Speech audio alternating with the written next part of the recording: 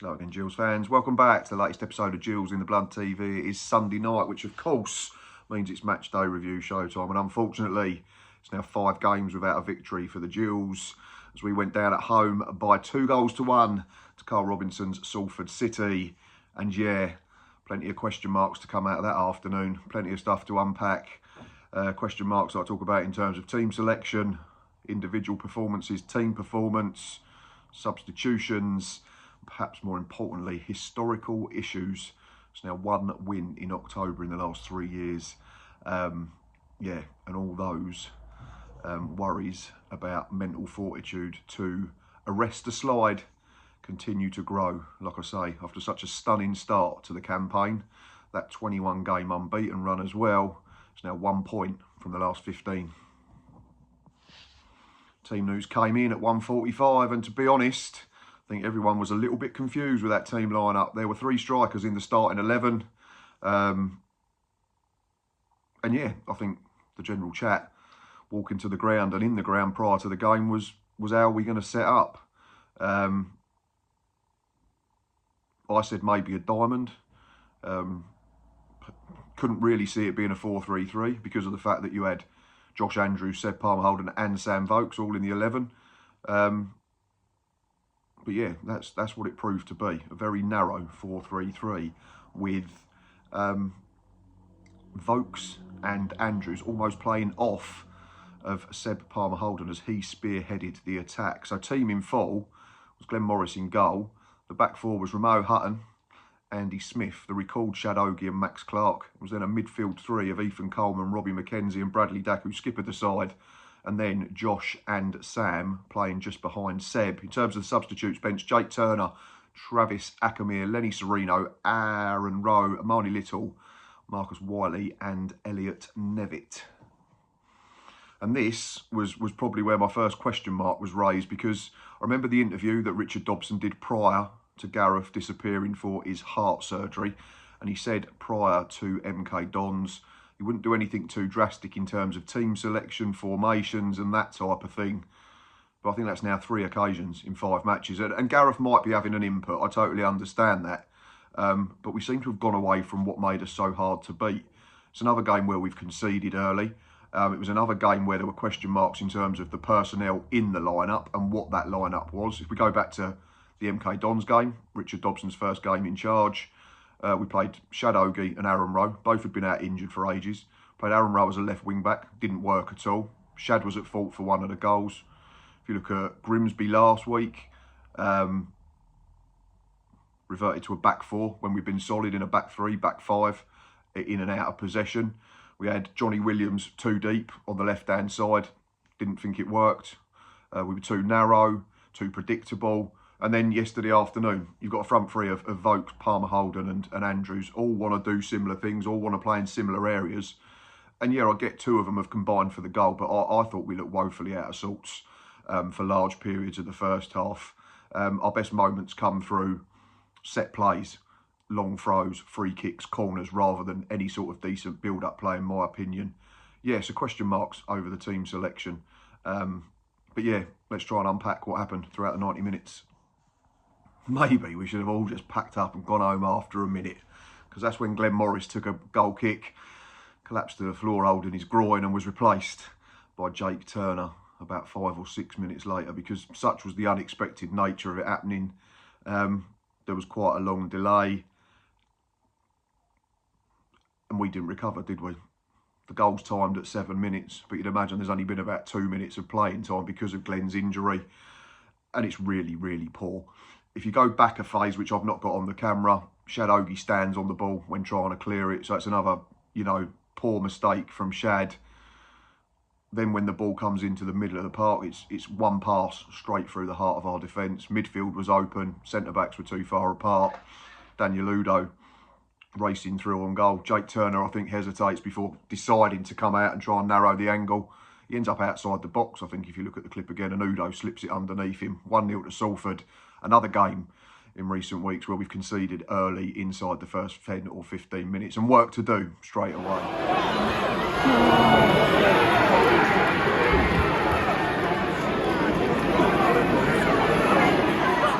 be fair to us though, we responded really well. And we're straight back up the other end trying to get on the front foot, and there was a good ball played into the box. We win the first contact. Looks for all the world like someone's going to be able to put it in, but it just wouldn't go in the back of the net, and Salford managed to smuggle it clear. We then got into a good couple of crossing positions. Execution wasn't quite right, but at least it was the right response to go in a goal behind in terms of trying to get back on the front foot quickly.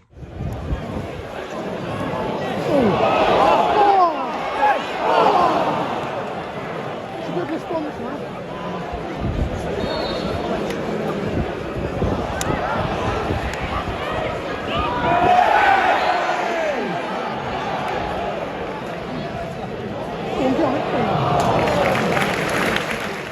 Then a little bit out of the blue, we're offered a route back into the game when the referee points to the spot. Now I've watched the highlights back, and looks soft, I'm not going to lie. Ethan Coleman looks to sort of just run on the blind side of his man. There's a shove in the back.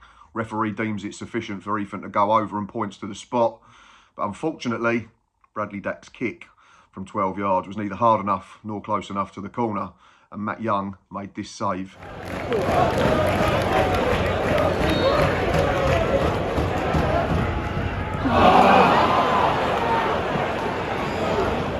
And of course, when everything's going against you, which it feels at the moment, 1-0, which could have become 1-1, quickly became 2-0. I've only got the tail end of the goal again, and it's Callum Cisse who rounds Jake Turner. I'm not sure what Jake's doing his position. I don't know whether he loses his position where his post is or he just slips, but Cisse overruns it, and for all the world it looks like we should get it clear, but he manages to squeeze it in from a tight angle. Andy Smith can't quite get back on the line. But the phase of play before that's really, really poor again, and a lot of people shouted at Shad Ogie for this. I didn't think it was Shad's error on this occasion. I think Ethan Coleman needs to take quite a large bit of the blame. Shad does well to head it out, and Ethan's just not aware of a man behind him who pinches it. Might have been Ben Woodburn. Ball then gets played forward. Cisse is played in. Again, gaps between our centre halves. Another ball straight through the middle of us. 2-0 down with about 20 minutes played and loads of work to do. No!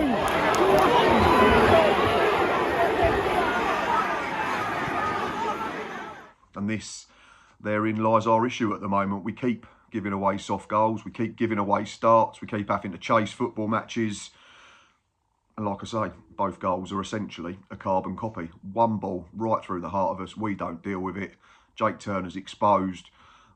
Yes, maybe he can do better for both, but we have to be better in the phase of plays leading up to that. You can't expect your goalkeeper to bail you out because you keep making individual errors in the build-up. So yeah, lots to be better at, and lots of those question marks that I mentioned at the top of the show. And then, a little bit like the penalty, out of the blue, we're back in the game. Romeo Hutton has the ball on the right-hand side, delivers a ball into the box. I think it breaks to Seb Palmer-Alden. He has a shot charge down. He then has another swing, it hits him on the knee. And then I think I have to give more credit to Sam Vokes and Josh Andrews than I realised at the time. Josh Andrews has a really good touch. Sort of, he's aware that Josh Andrews is behind him, manages to flick a back heel to him. And from there, first touch from Josh is brilliant to set himself, swivels, volleys it in the bottom corner. Gutted, much like the Elliot Nevitt strike the other week. I didn't get it on camera because it was so out of the blue and happened so quickly that I wasn't able to press record quick enough. But yeah, suddenly, with the game approaching half-time, we were back in the contest.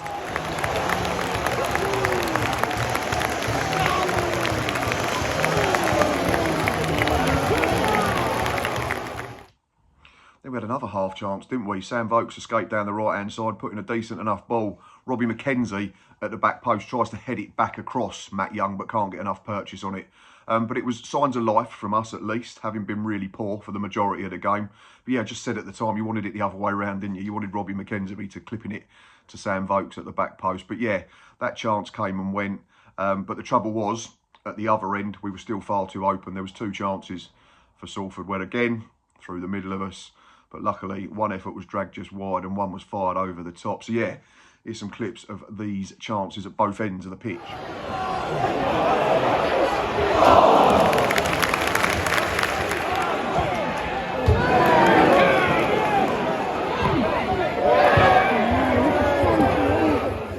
Back on the subject of our front three, I'd said at the beginning, everyone was talking about it, trying to work out who was where and in what type of system.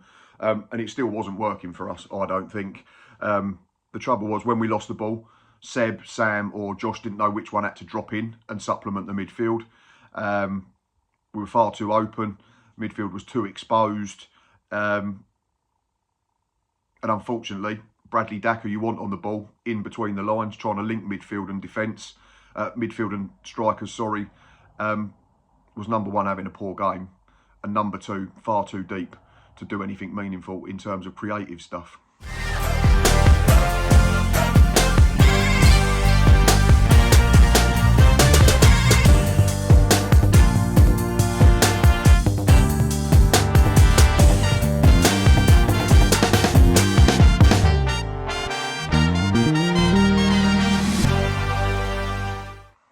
But of course, playing towards the Rainer men's second half and being just one goal behind, there was still a chance that if we were able to keep the back door shut, we could create enough chances to get back into the football match. And we very nearly did so right at the start of the second half. We'd been much better from the off. We was more intense in our play. We was better in the press. We was more front-footed. We was pinning them back, not allowing their athletic players like Kelly and Mai and Cisse and Udo to influence the game as much. And yeah, Bradley Dack corner came in. Josh Andrews does everything right. Gets above his man, heads it back across goal. Young's got no chance, but unfortunately, Amai was alert on the line to head it clear. And then when Max Clark recycled possession to Dack, Young was alert again to push it away to safety and a throw-in on the far side. But yeah, here's a look at us being on the front foot very quickly at the start of the second quarter.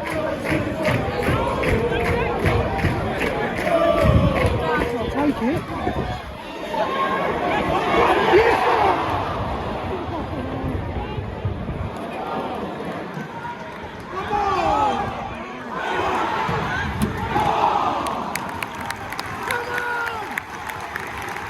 Credit to us though, we didn't let our edge drop and we were still back on the front foot. Max Clark delivery caused panic in the box, and then there was a shout for a penalty. Now I'm still adamant that this should be given. So yeah, here's a couple more clips. Max Clark's delivery, and is that a handball by, I think, Brandon Cooper at the far post?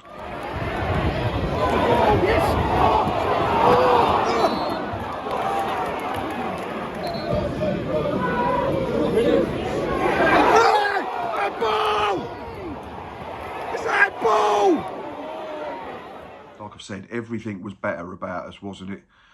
Energy levels and all that type of thing. The non-negotiables that Gareth always talks about. Albeit I still didn't think the front three looked very cohesive. I was thinking maybe it was time for a change of shape. Maybe get Elliot Nevitt on. I didn't think Sam Vokes was having his best afternoon. I know he's involved in the goal. But I just think the way the game was being played and the fact that we were having to be more proactive and press high to stop them getting a third goal, it was more suited to someone like Elliot. But we did make one change. Bradley Dack was withdrawn for Armani Little. Interesting one for me. Yes, based on performance, I think you can say that Dacky wasn't at his best on the afternoon. The penalty miss didn't help. Could have been a completely different game. But ifs and buts and all that type of thing. To be fair, Little was really good when he came on. So in terms of him coming on, I've got no issues. But I just think we could have maybe found a way to get Dacky closer to a front man or a front two and let him try and influence the football match. But, you know, Richard Dobson made them decisions. But the main thing was Salford's forays into our box, into our third, were a lot more infrequent compared to the first half. I think they had a free kick into the wall. There was a cross tidied up by Andy Smith and one shot dragged wide, I think, by Amai. But they certainly weren't as much of a threat compared to the first 45 minutes.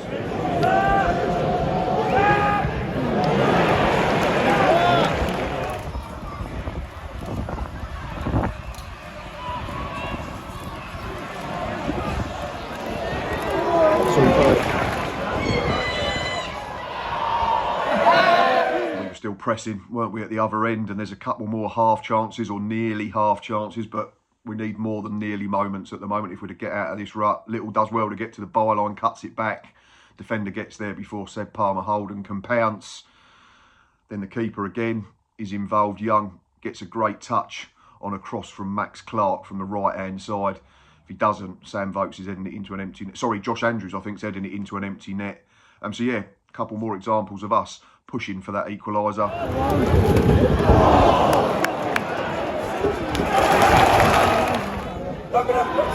Oh, two of them on him.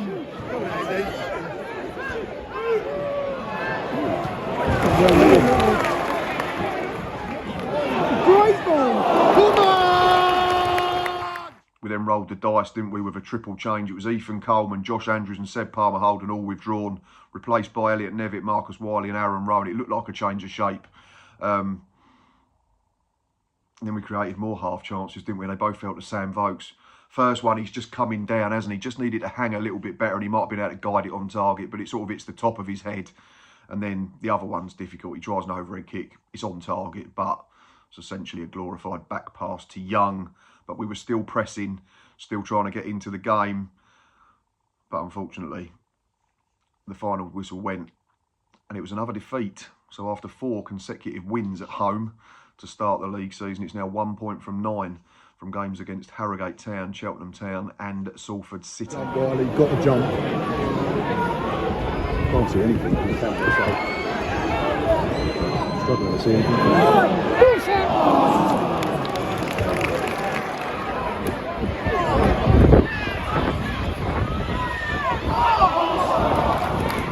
Time to have a look at negatives and positives, and unfortunately it's another week where there's more negatives than positives. Obviously Glenn Morris injury looks like that's going to be a few weeks.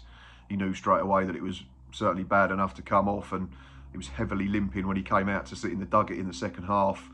Shadogi again for me, for all the stuff he does well, the moments that he doesn't do so well invariably cost us or nearly cost us, and that's potentially the case again with the first goal. I know there's a phase of play after his error, but he shouldn't be making the error. It's a simple clearance. Whether he takes his eye off or he just switches off mentally, I don't know. Talking of mentality and mental blocks, it's another October without a win. I don't think we've won a game in October for 2 years now. And our record in the month over the last 5 seasons isn't great at all. Yeah, I said on Gills in the pub recently that this team and this group looked much better equipped this season to not sink into a long run without a win. But we're now talking about well over a month. By the time we play a league game again, it'll be the 8th of November. And our last victory in League Two was on the 20th of September at Rodney Parade, which saw us to that 21-game unbeaten run. And yeah, got to question team selection again. I've already mentioned it. I think Richard Dobson / Gareth Ainsworth, all the coaching staff, got it wrong. 4-3-3 didn't work with the personnel we had out there. I think if we was going to play that, you should have maybe played Seb from the right, Josh Andrews or Sam Vokes as the centre forward, and played Lenny Sereno wide left if Aaron Rowe couldn't start the football match. Everything was too narrow. If the fullbacks didn't get on, we were too predictable. Crosses weren't coming in from the right areas for me, where you want it sort of to be whipping it in across the 6-yard line. Everything was from deeper, which means Salford can defend with the ball in front of them. I thought Sam Vokes was lucky to stay on 90 minutes. I thought Josh Andrews and Seb Palmer-Holden were both better than him. Excuse me. Yeah, so lots of question marks and questions and concerns as November quickly approaches. In terms of positives, the second half was a lot better, but albeit it was from a low bar for the first 45 minutes. Another good goal for Josh Andrews gets him to 3 for the season and 4 contributions overall. And Sam Gale and Johnny Williams will be back when we visit the Mem to take on Bristol Rovers on the 8th of November, because of course we've got a cup game in between then. And fingers crossed, we might have a couple of other players back from injury, the likes of Gareth McCleary and Johnny Smith, who, in the little time that we have seen them play, do give us a very much different dimension, which I think we've lacked in the last few weeks. In terms of man of the match, it was given to Josh Andrews in the ground on the afternoon by the matchday sponsors. I want to give honourable mentions to Andy Smith, who I thought was solid at centre half. For me, it's difficult for anyone that plays next to Shadogi at the moment, unfortunately. I thought both fullbacks were solid, albeit they weren't able to influence the game in an offensive sense, which we needed, given we were playing such a narrow formation. I thought Seb Palmer-Holden's work at the top end was really, really good. Tireless, relentless, pressing. Probably a case to say that he was doing 2-man's pressing a couple of times. But yeah, if he can get another goal soon, I think he might be able to go on a little run. He looks like he's going to be a good player for us. But in the end, I agree with the sponsors, having looked back at the stats and the highlights and that type of thing. So I've gone with Josh Andrews. Didn't give him enough credit at the time for the touch, swivel and finish to get us back in the game. Didn't give enough credit to Sam Vokes for the little flick around the corner as well. But yeah, 81 minutes played for Josh Andrews, 43 touches, 2 shots on target, 2 ball recoveries, 11 duels won, 3 clearances, doing his defensive duty in his own box from set plays as well. Yeah, and of course he's a goal line clearance away from getting us back to 2 each, isn't he, at the start of the second period? And then it could have been a different game. But like I said, similar to Bradley Dack's penalty, it's all ifs and buts. But yeah, for me, man of the match for Gills, Josh Andrews. It's tough at the moment. It is for all of us because, again, we've had a really good start and then we're seeing a similar pattern where one defeat leads to a run of 4 or 5 games without a win. So then question marks start to rear their ugly head, and that's understandable. There's a lot of this group that are part of it last season, part of it the season before after a good start. But we do have to remember what Gareth said when he was appointed. It's a 2-year journey. We've dropped out of the playoffs for the first time, which is frustrating. Results again went our way on Saturday afternoon, didn't they? I think MK Dons got beat, Walsall got beat, Swindon dropped points. But similar to last week, we've not helped ourselves in terms of the result. I know there was extenuating circumstances against Grimsby Town and we were let down massively by the officials. But yeah, it is a frustrating time, but we've got to stick with the lads. We've got to rally round them, haven't we? We've got a break now from league action, which will hopefully do us good. If we can go to Newport and win in the Cup next weekend, it might just kickstart us again in terms of the Sky Bet League 2 games. And then certainly looking at the table and the teams we're playing, we've got a fairly favourable run of games, haven't we? Bristol Rovers away, they got slapped again Saturday afternoon. Then got consecutive home games against Barnet and Crawley before going to Shrewsbury. Not saying it's season defining, but they'll certainly have a big part in terms of where we'll end up finishing this season, I think. And if we can come out of that with, you know, winning maybe 3 of 4 and a draw and get on a little unbeaten run, then all this recent negativity and the question marks will all be put to bed. But of course, if it goes the other way, then everything intensifies further, doesn't it? But yeah, 1 game at a time, 1 week at a time, and that type of thing. Should have Gareth back hopefully for the Bristol Rovers game. I'm hopeful. But yeah, we've got to stick with them, haven't we? Anyway, as always, thanks for watching. If you're a Gills fan or a Salford fan or a neutral, really do appreciate you watching and listening. Going to go for 75 likes on this match day review. So please go down there, click that button for like. And if you've not done so yet, please press subscribe. We are close to 4,000 subscribers. As soon as we get there, there will be a prize giveaway from me to say thank you. Myself and Lee will be back Monday evening with the League 2 hour at 7 p.m, looking back on the weekend's action. And then just to let everybody know, I'm going to have a week off when it's FA Cup weekend, so there'll be no preview, there'll be no match day live or match day review or League 2 hour next weekend. It's been a busy start to the season. Doing 4 shows a week's quite intense, obviously, so just going to take a week off with the FA Cup fixtures and enjoy some time with the family. And then, of course, we'll be back in the build-up to Bristol Rovers the Wednesday after. But as I say, thanks for watching, and of course, more importantly, up the Gills.